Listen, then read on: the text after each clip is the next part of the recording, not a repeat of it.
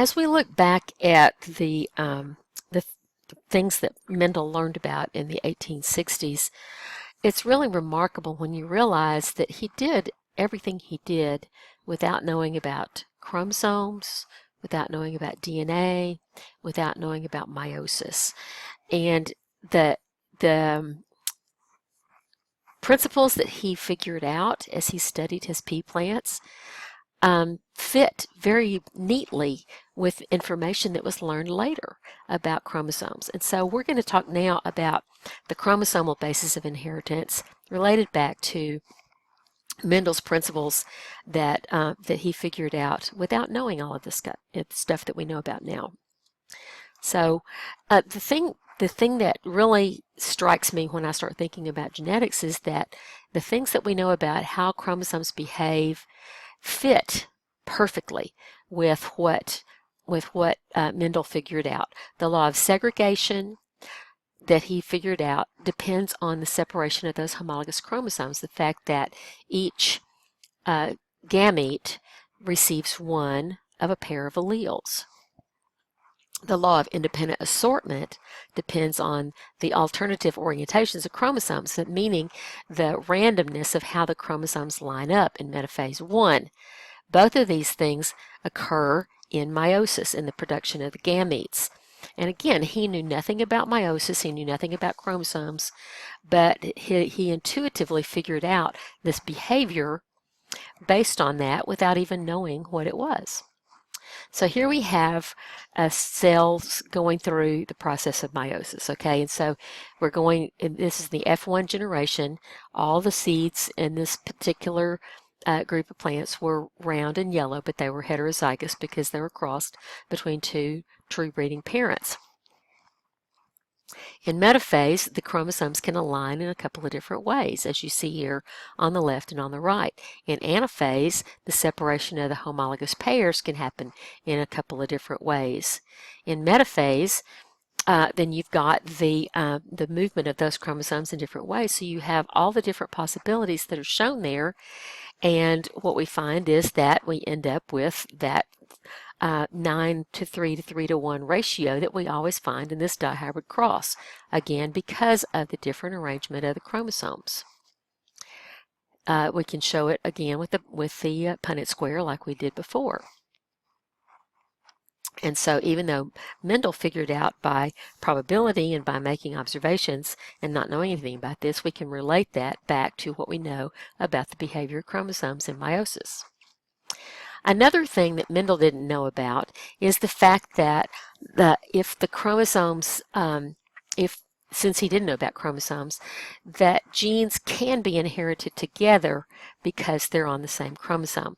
There were some scientists who came later who studied plants that didn't show this ratio in the F2 generation, and what they discovered was something called linked genes.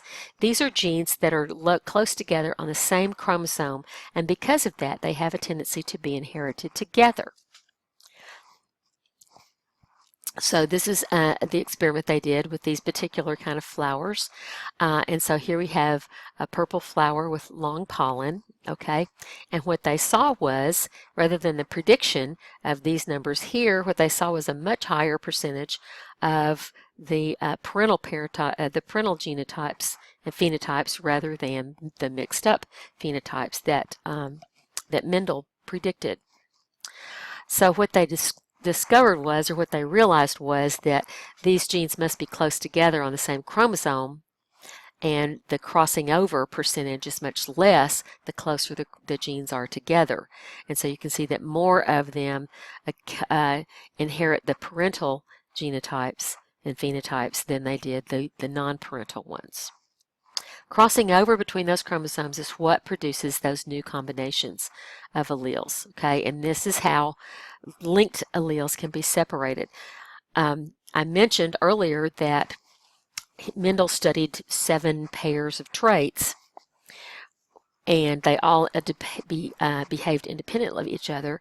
But what you may not realize is that on those 7 traits, they were each located on separate chromosomes except for 2 of them that were on the same chromosome but at opposite ends of the chromosome. So the crossing over percentage was high enough that they behaved as if they were totally independent of each other. He was fortunate or chose well in his traits to choose things that were not related and were not linked together, because he would have had a much harder time determining what he learned if they had been. It would have been much more difficult to do.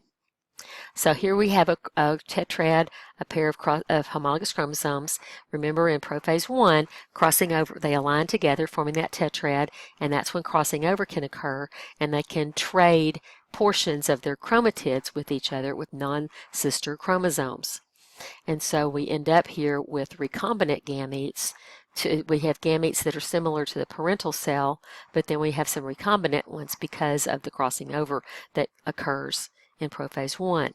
A lot of these things that were learned about how chromosomes behave and about how genes behave were done by studying fruit flies, which was done in about 100 years ago in the early 1900s by Thomas Hunt Morgan and his students. When they looked at different traits in fruit flies and looked at the frequency with which some of these traits were recombined, what they found was that the greater the distance between the genes, the more places there are where crossing over can occur, and so we can use recombination frequency to figure out or map the relative positions of the genes on the chromosomes. Okay. If the crossing over, in this particular case, these 3 genes that are shown here that are linked together on the same chromosome, between gene G and gene L, there's a 17% recombination frequency. But between G and C, there's only 9%, and between C and L, there's only 9.5%. And so those can give us a way to figure out their relative positions and relatively how far apart they are. And this is used in mapping where genes are located because you can look at how frequently they recombine in meiosis. This shows some of these traits here on fruit flies: body color, the eye color, their wing shape, and another eye color, as well as the arista, or the whiskers on the top of their head.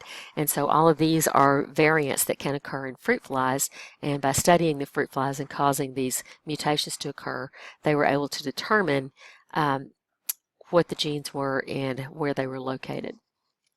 Now let's look about another example of linked genes. This is talking about the sex chromosomes and sex-linked genes, because there are numerous traits that are on the sex chromosomes, and we'll see how those affect the inheritance of these various characteristics. A lot of species, many species, have chromosomes that determine the sex. A lot of animals have sex chromosomes. Okay, sometimes they're designated X and Y, sometimes they're designated something else, but those sex chromosomes are going to determine the individual's sex. In mammals, males have X and Y sex chromosomes, and females have X and X chromosomes. The Y chromosome has genes for maleness, for the development of testes, and the absence of that Y is what allows ovaries to develop in the female. Here we have the relative sizes of the X chromosome and the Y chromosome. Notice they're very, very different in size, and they're definitely different in the genes that they carry. So if we look at the diploid number of chromosomes, of course the parents have 44 autosomes, or 22 pairs of autosomes, and 1 pair of sex chromosomes, the X and Y. So the male has the X and Y chromosomes, and half of his sperm produce or have an X chromosome, the other half have a Y chromosome, and all of the female eggs that are produced have 22 autosomes plus an X chromosome, and so the mother will always contribute an X chromosome, and the father contributes either an X or a Y. If the father contributes an X chromosome, then that makes the child female, and if he contributes a Y chromosome, that makes the child male. There are different ways of determining sex in other species. You don't have to really know this for a test, but I think it's interesting and something that you might find interesting to know. Some insects, like grasshoppers and roaches and several others, have what's called an XO system, in which the O stands for the absence of a sex chromosome. The females have an XX configuration, and the males are XO or X0. In some other organisms, fish, butterflies, and birds, the sex chromosomes are Z and W. The males this time have two of the same sex chromosomes, ZZ, and the females are ZW. And that's what makes the difference, like in chickens and other kinds of birds, as well as certain fishes and some butterflies. Here we have the grasshopper, and here we have the chicken. On the left we have the male with 76 chromosomes plus the ZZ configuration for the male, and 76 chromosomes plus ZW for the female. There are some organisms that lack sex chromosome altogether. In fact, bees, the sex is determined by chromosome number. The females are diploid, the males are haploid. And so they produce their sperm by mitosis rather than meiosis. Here we have the male bee with 16 chromosomes and the female with 32. In some animals also, environmental temperature determines the sex. For some reptiles, the temperature the eggs are hatched at determines whether the embryo will be a male or female. And so therefore, that's another concern about global climate change, is how that may affect the sex ratio of some of these species that are affected that way. Now, there are genes on the sex chromosomes, okay, and those genes are called sex-linked genes, and they're located on either the X chromosome or the Y. We're going to focus on humans now. The X chromosome has a lot of genes that aren't related to sex, whereas most of the genes on the Y chromosome are related to sex or gender. And so in fruit flies, which are like humans in that they have X and Y, the inheritance of a white eye color in the fruit fly is an X-linked recessive trait. Here we have what they call the wild type fruit fly with red eyes, and the mutant kind with the white eyes, and they found that this white eye trait is on the X chromosome. This is found because when you cross females with red eyes, wild type females with their homozygous for red eyes, with the white-eyed males, what you find is that all of the offspring, whether male or female, are going to have red eyes. Some of the females will have the white eye allele, but they will not exhibit white eyes because they only have one allele for that. If you cross a red-eyed male with a female that is a carrier for the white eye allele, then what you find is all of the females will have red eyes, but half of the males will have red eyes and the other half will have white eyes, because some of them will get the eggs that have the recessive allele rather than the dominant one. Sex-linked characteristics are more common in males than they are in females, because the male only gets one copy of that X chromosome, only has one copy, so whatever genes are on that one are going to be exhibited. In order to have white-eyed females, you have to have a white-eyed male parent and a carrier female parent to have any females that will turn up with white eyes. When we talk about sex-linked crosses, please notice that you always have to indicate how many there are of which gender. And so here we have red-eyed females and white-eyed females, and here we have red-eyed males and white-eyed males. Most sex-linked disorders in humans are due to recessive alleles, and they are seen mostly in males. The female, again, has to receive the recessive allele from both parents to be affected by whatever that condition happens to be. The most common ones that we talk about in humans are hemophilia, red-green color blindness, and Duchenne muscular dystrophy. Hemophilia is a condition where the blood doesn't clot normally, and it is characterized by excessive bleeding from minor injuries, because the hemophiliacs lack some of the proteins that are required for the blood to clot properly. Red-green color blindness is a mistake or a malfunction in the color sensing cells in the eyes, where they don't perceive color properly, and red and green both look, as students who have told me in the past who are red-green colorblind, both red and green look alike. They kind of look brown in color rather than looking red or green. Duchenne muscular dystrophy is a weakening of the muscles and loss of coordination, and it occurs also mostly in males. Here we have a pedigree of a very famous family. This is the royal family of Russia.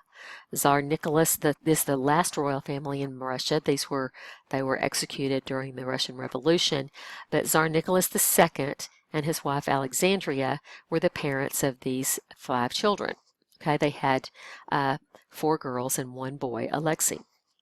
Queen Victoria was the grandmother of Alexandra, and there was a mutation in Queen Victoria's line that in one of the X chromosomes that was passed down first of all to her daughter Alice and then to her granddaughter Alexandria. When Alexandra married Tsar Nicholas and they had Alexis, what happened was Alexis received one of those that one X chromosome from his mother that had the hemophilia gene, the recessive gene, and he did have the condition of hemophilia.